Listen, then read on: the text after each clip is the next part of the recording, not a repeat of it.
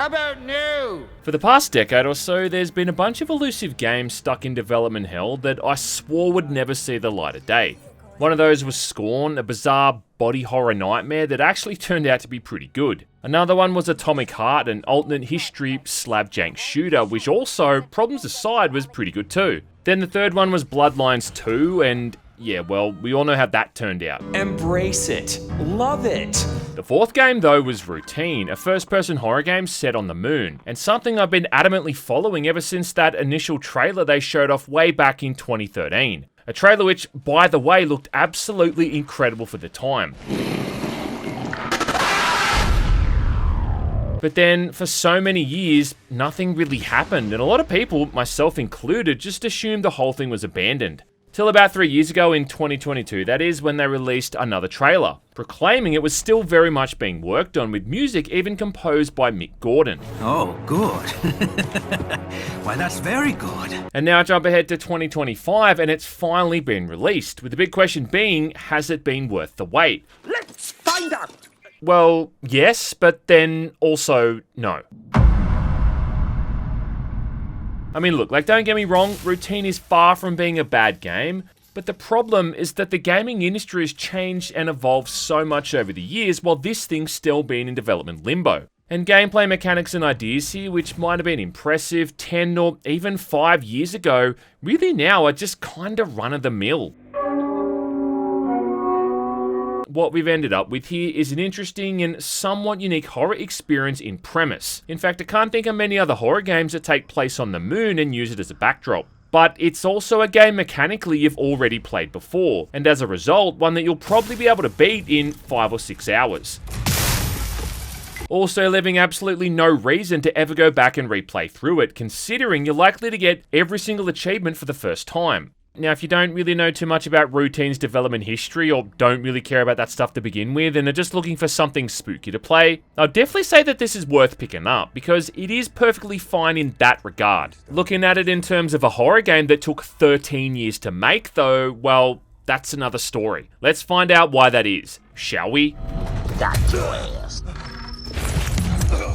Right, so the actual premise here is admittedly interesting. The whole thing takes place in an alternate 1980s on a lunar base on the moon, which explains all the existence of this now ancient retro technology you come across, like CRT televisions and cassette tapes. Some point in time, the people on this base started exploring under the moon's surface and obviously came into contact with something they probably shouldn't.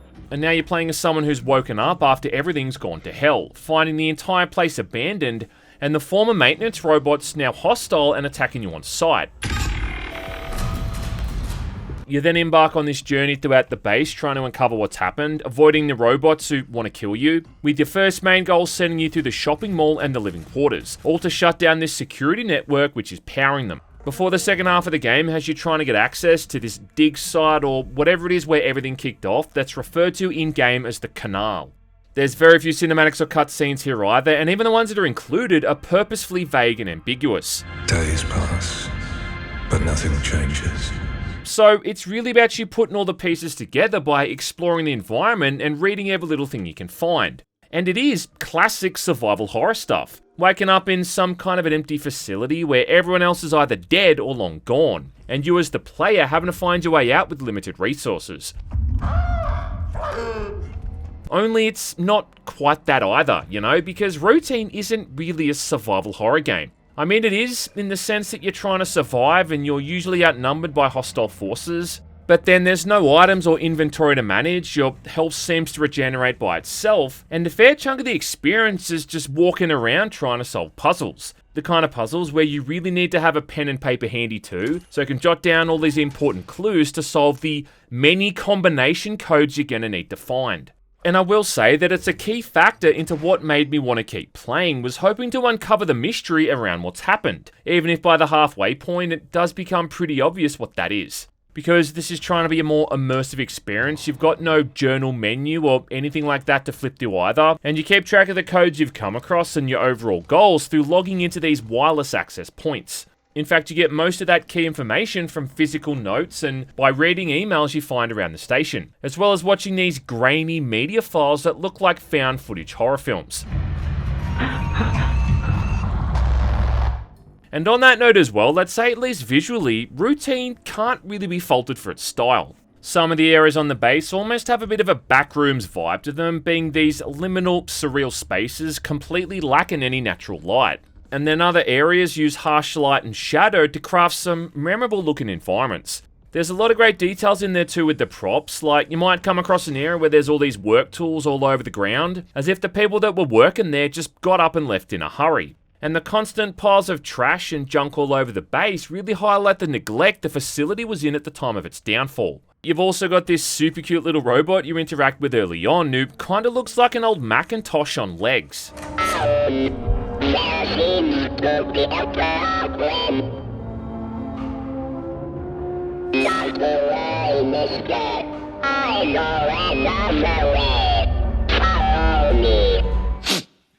I love that little guy. With his happy demeanor really contrasted with the waking nightmare you find yourself trapped in. There's even a short stint where you walk across the surface of the moon, and this stuff feels suitably lonely and eerie. And off the back of that too, it is hard to overstate just how great the sound design is and how much it adds to this overall experience. With every single little creak and crack across the base having you do a double take and looking over your shoulder. Even the smaller details like hearing the PA announcements when you're walking around the mall, or the very distorted and warped audio when you're watching informational tapes or listening to logs. That sequence when you're shutting down the security network has you manually turning off this thing bit by bit, and as you're doing all these tasks required to shut it down, it's almost like this thing is screaming at you at the same time. I do want to say though that I don't know what Mick Gordon actually did on this because I don't think there's any music in there at all. So yeah, I am kind of curious what they paid old mate to do. But either way though, the people who did the sound work on this game did a fantastic job.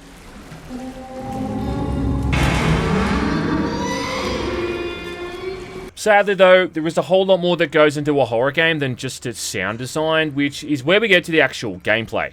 And then pretty much every crucial mechanic in the game comes from this cat gun you find early on, short for Charge Attractor Tool, which has a few functions. Now one of its main functions is that you can use it to connect to wireless access points to manually save your game, which is admittedly a pretty cool idea, not to mention the only way to save your progress. Like I mentioned earlier, it's also the only way to keep track of codes you've jotted down and then see what your current goals are. And a few times as well, this wireless feature is needed to run diagnostic checks on terminals to identify and fix errors. The main thing you'll probably use it for though is the maintenance mod, which despite its name actually turns it into a weapon against the robots. With 2 direct shots to their chest, enough to shut them down for a short while, which is more than enough time to run away.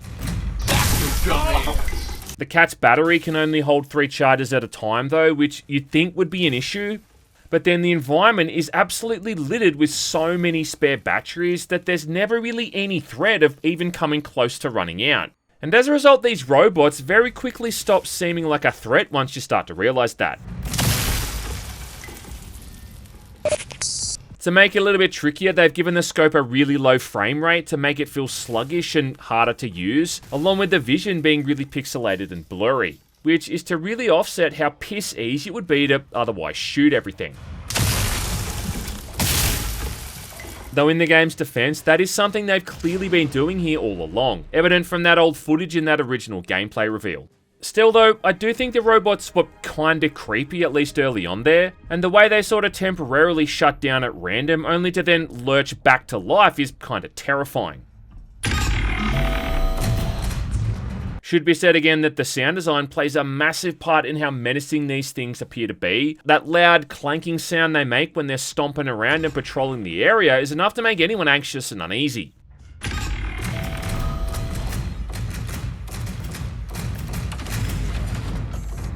But you really can quite easily just shoot them or even just run right past them pretty much every single time. And if you run into a quiet room or hide under a table, they quickly give up the chase. You know, I love how these things are supposed to be former maintenance robots because it's like, who the fuck would design a maintenance robot to look like this? With a full-on set of teeth and a creepy rictus grin. Also, I am a bit fatigued by the whole super tough enemy that you can't kill and can only run away from trope, which has been done to death in horror games over the years. But at least these robots are usually nice enough to just throw you to the ground the first time and give you a second chance, whereas the monster you come across in the second half isn't quite as forgiving. At least that's how I think it works. I mean, it seems you can always take a single hit from these robots, and then as long as they don't attack you again for a short time, you seem to be fine. Anyway, outside of combat, this mode is also used a couple of times to shoot electrical boxes to get through locked doors, which is a mechanic that you use so little that I completely forgot it existed.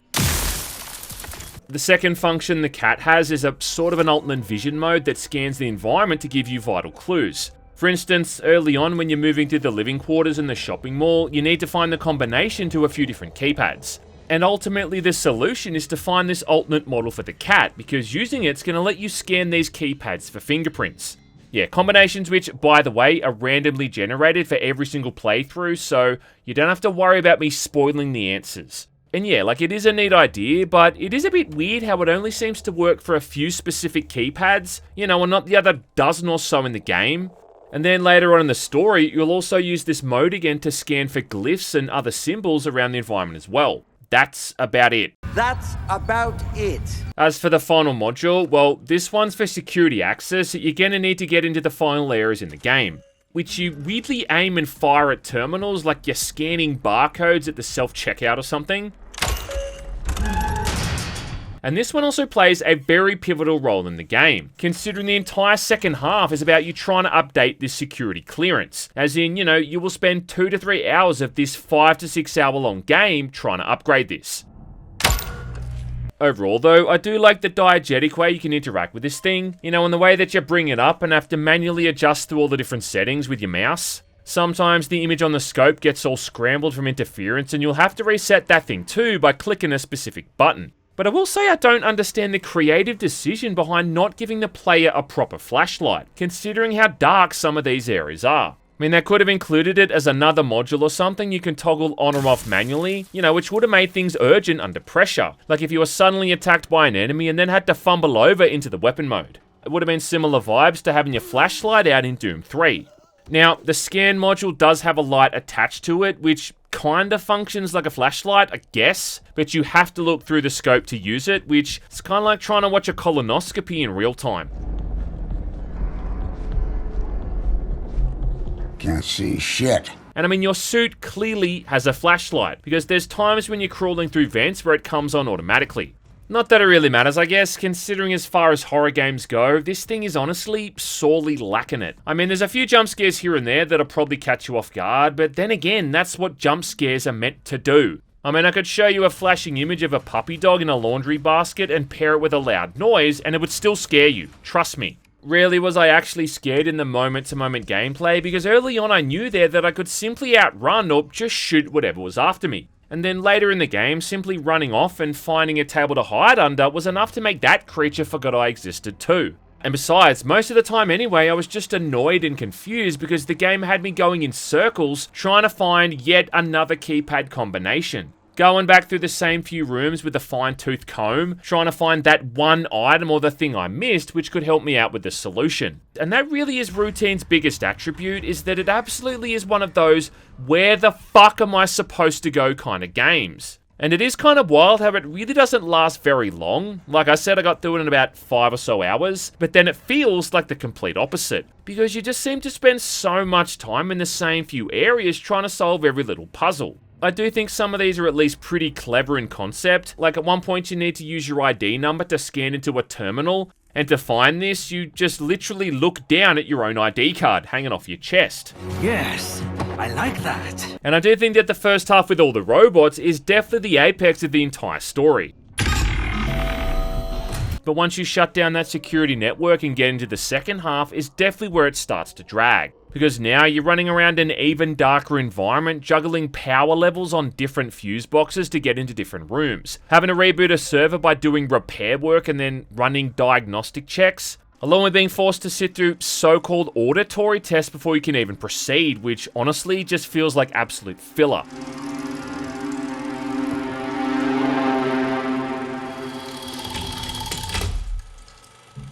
And then one of the last puzzles in the game has you mixing a chemical compound to create some kind of a disinfectant. Though I guess if nothing else, that does seem pretty on brand for horror games.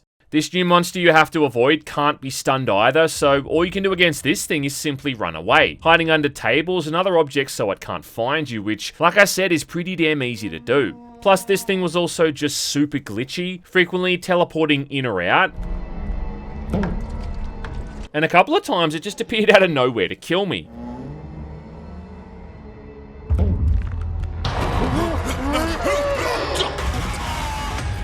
What the fuck was that? But I think the ultimate problem with routine is that it just can't shake that been there, done that feeling. And outside of its presentation, it really just feels like a mishmash of things you've already played. Even this whole mechanic of being able to crawl under objects and hide, leaning out dynamically and all that stuff was done better in Alien Isolation. 11 years ago. That other thing of being able to interact with computers and terminals by moving your mouse around has also been done too. I mean, Doom 3 was doing that shit back in 2004. Running away from enemies that can grab you for an unavoidable attack and in most cases outright kill you. I mean, how many horror games can you count where that's been a mechanic?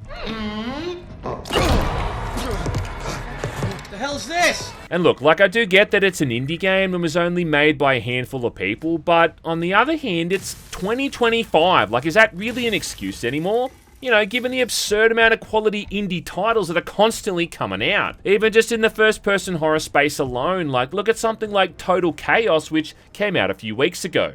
A 12 or so hour long campaign with multiple endings, survival mechanics, and vast detailed environments, with a deep and rich combat system and basic shooting controls.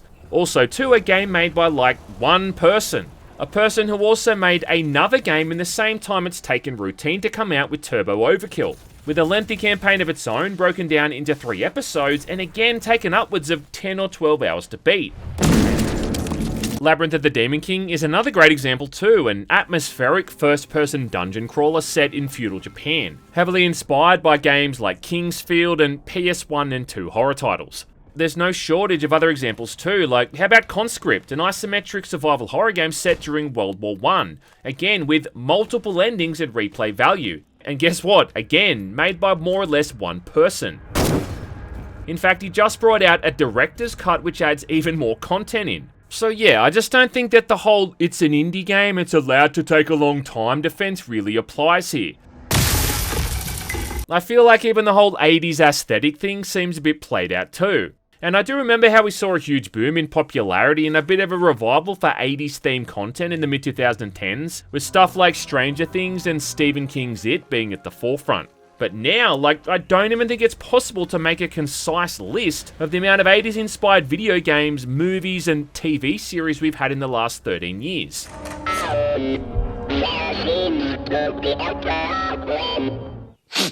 And look, at the end of the day, if you're just after a short horror game to play through for a few hours and haven't been waiting with bated breath for over a decade like some of us have, well, then yeah, I can totally see how you could find this enjoyable. And if you don't play all that much horror games either and pick this thing up on Game Pass, then again, I get it, this is going to be a fun old time. But for all those other dinosaurs like myself who've been waiting so long for it, like, look man, it is hard to not be a little bit disappointed. It's kind of the same thing with Bloodlines 2, where if it was any other game with any other title, then it probably would have been a different story. In fact, I still think Bloodlines 2 would have been perfectly adequate as a vampire action RPG, just not one that was tied to the Bloodlines name. Embrace it. But unfortunately, context is a thing that exists, and 13 years and almost $40 here for an experience that lasts 5 or 6 hours, one that also has zero replayability, well, you don't need to be a lunar rocket scientist to see that ain't a great deal. I'm sure at some point that people are going to make hour-long videos dissecting Routine's themes and trying to make out like it's much more clever or deeper than it appears to be. And they'll have titles like Dissecting Routine, a treatise into the sublime loneliness of space exploration, or something as equally pretentious. And look, far be it from me to get angry at people for liking things, so I'm not going to be that guy. You know what? At least it's still better than Bloodlines 2.